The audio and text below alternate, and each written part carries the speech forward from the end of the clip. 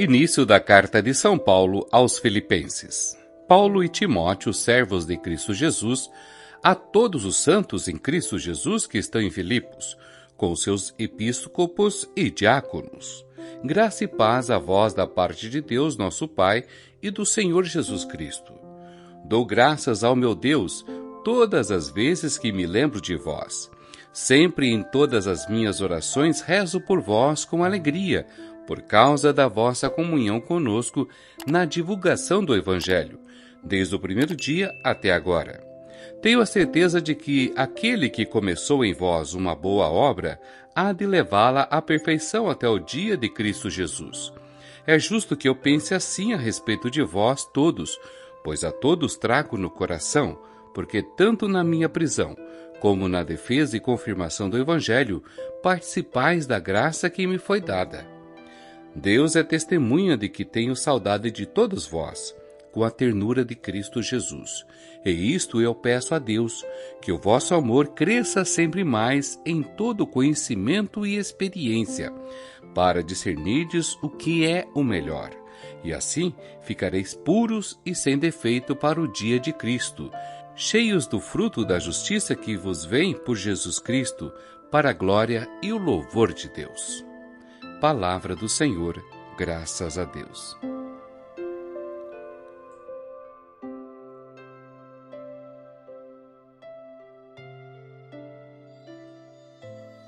Proclamação do Evangelho de Jesus Cristo segundo Lucas. Glória a vós, Senhor. Aconteceu que num dia de sábado Jesus foi comer na casa de um dos chefes dos fariseus, e eles o observavam. Diante de Jesus havia um hidrópico. Tomando a palavra, Jesus falou aos mestres da lei e aos fariseus. A lei permite curar em dia de sábado ou não? Mas eles ficaram em silêncio. Então Jesus tomou o homem pela mão, curou-o e despediu. Depois lhes disse: Se algum de vós tem um filho ou um boi que cai num poço, não o tira logo, mesmo em dia de sábado? E eles não foram capazes de responder a isso. Palavra da salvação. Glória a vós, Senhor.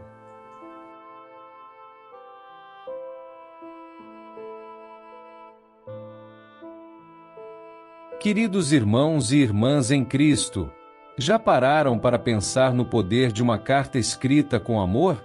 Na era das mensagens instantâneas e e-mails, talvez tenhamos perdido um pouco noção do quanto uma carta pode tocar profundamente o coração de alguém.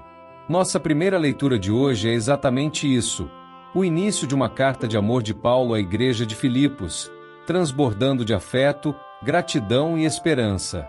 Paulo e Timóteo, servos de Cristo Jesus, a todos os santos em Cristo Jesus que estão em Filipos. Note como Paulo começa. Ele se identifica não como apóstolo ou líder, mas como servo. Que lição de humildade! Em uma cultura obcecada por títulos e status, Paulo escolhe se apresentar pela sua função mais básica e fundamental, servo de Cristo. E observem como ele se dirige aos filipenses, santos em Cristo Jesus. Não porque fossem perfeitos, mas porque foram santificados pela graça de Deus. Paulo vê neles não apenas o que são, mas o que estão se tornando em Cristo. Quantas vezes nós deixamos de enxergar esse potencial nas pessoas ao nosso redor? Dou graças ao meu Deus toda vez que me lembro de vós, continua Paulo. Que bela maneira de expressar amor!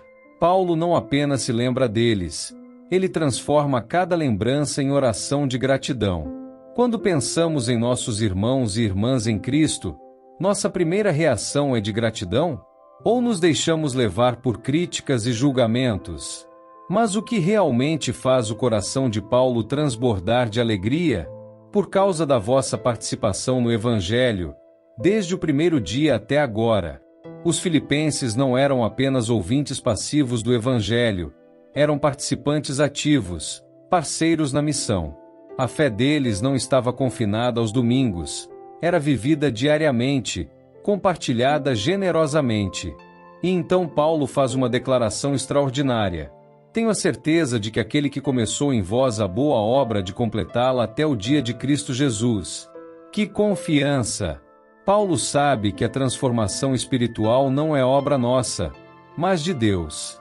Nós não precisamos nos desesperar com nossas imperfeições.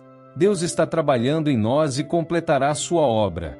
Esta confiança de Paulo na obra transformadora de Deus nos leva perfeitamente ao Evangelho de hoje. Jesus está jantando na casa de um dos chefes dos fariseus em um sábado. A cena é tensa. Observavam-no atentamente. Não era um convite inocente para uma refeição, era uma armadilha. E eis que aparece um homem com hidropisia, uma doença que causa inchaço devido ao acúmulo de líquidos no corpo. Jesus, conhecendo os pensamentos dos fariseus, faz uma pergunta provocativa: é permitido ou não curar no sábado? O silêncio que se segue é ensurdecedor. Os mestres da lei, tão prontos para debater e argumentar, ficam mudos. Por quê? Porque estavam mais preocupados com regras do que com pessoas, mais interessados em manter sua interpretação rígida da lei do que em manifestar o amor de Deus. Jesus então cura o homem e faz outra pergunta penetrante: se o filho ou o boi de algum de vós cair num poço, não o tirará logo, mesmo em dia de sábado? Que ironia! Eles salvariam um animal por razões econômicas, mas questionavam a cura de um ser humano por razões religiosas. Este contraste entre a atitude de Paulo na carta aos Filipenses e a dos fariseus no Evangelho não poderia ser mais marcante. Paulo vê pessoas como destinatárias da graça de Deus, parceiras no Evangelho, obras-primas em processo de transformação. Os fariseus veem pessoas como problemas a serem gerenciados, casos a serem julgados, ameaças à sua ordem estabelecida. O que estas leituras nos dizem hoje? Primeiro, elas nos convidam a examinar nossa própria atitude em relação aos outros. Vemos as pessoas como Paulo via os filipenses, como santos em processo, parceiros no Evangelho, motivos de gratidão? Ou as vemos como os fariseus, através das lentes do julgamento, da suspeita? Segundo, somos desafiados a refletir sobre nossa própria compreensão da religião. Nossa fé nos leva a amar e servir os outros, como Paulo, ou nos tornamos rígidos e legalistas como os fariseus, mais preocupados com regras do que com pessoas? Terceiro, estas leituras nos lembram que Deus está constantemente trabalhando em nós e através de nós. Como Paulo diz, Ele completará a boa obra que começou. Nossa parte é cooperar com essa obra transformadora, permitindo que o amor de Deus flua através de nós para tocar os outros. Imaginem como seria a nossa comunidade se cada um de nós adotasse a atitude de Paulo, vendo melhor nos outros, transformando cada lembrança em oração de gratidão, confiando na obra transformadora de Deus. Imaginem se, como Jesus, nos recusássemos a deixar que regras e tradições nos impedissem de expressar amor e compaixão. Que possamos hoje renovar nossa participação no Evangelho. Que nossas orações, como as de Paulo, sejam cheias de gratidão pelos outros. Que nosso amor cresça sempre mais e mais em conhecimento e em toda a compreensão. E que, como Jesus, tenhamos a coragem de colocar o amor acima do legalismo, as pessoas acima das regras. E que a graça de nosso Senhor Jesus Cristo, o amor de Deus Pai e a comunhão do Espírito Santo estejam com todos vocês. Amém.